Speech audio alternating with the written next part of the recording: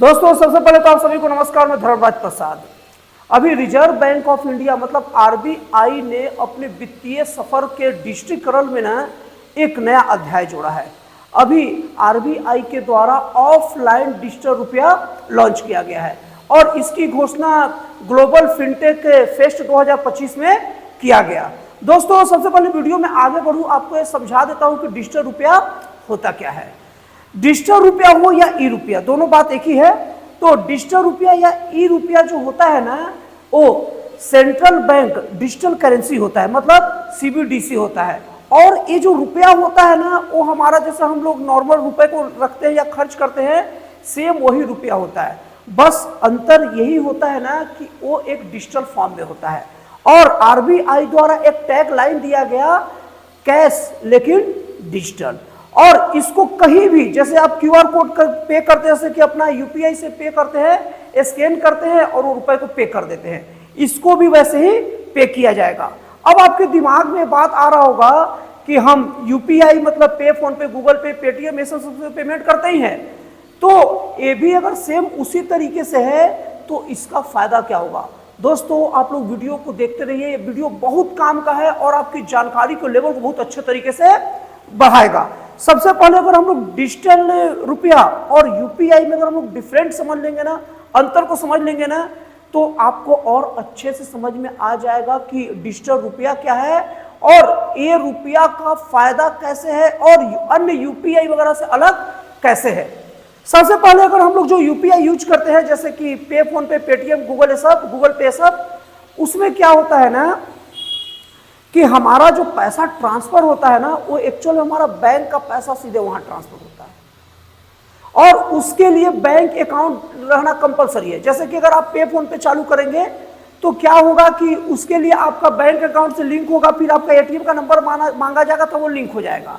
अब उसके बाद जब भी पेमेंट करेंगे तो बस आपका बैंक अकाउंट का पैसा को ट्रांसफर करेगा। ये होता है अपना यूपीआई। जबकि डिजिटल रुपया क्या होगा ना, आपको आरबीआई ने प्ले स्टोर मिल जाएगा, एक वॉलेट देगा।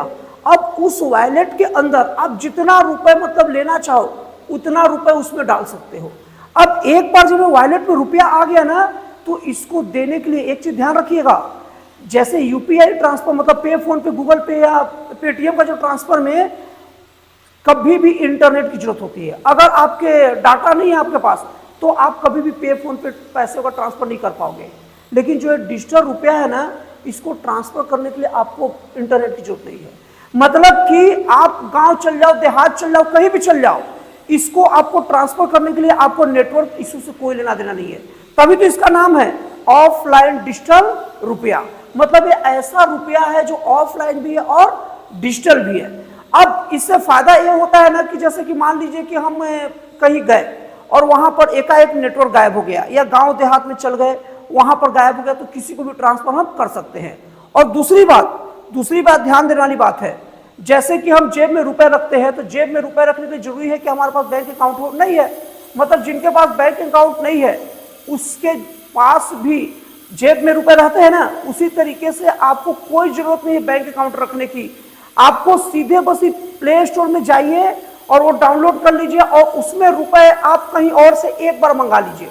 उसके बाद ये पूरी तरीके से ये आपके डिजिटल मतलब वॉलेट में आ जाएगा और आप इसे जब चाहे तब खर्च करें और आपको कोई जरूरत नहीं बैंक अकाउंट रखने की या खोलने की।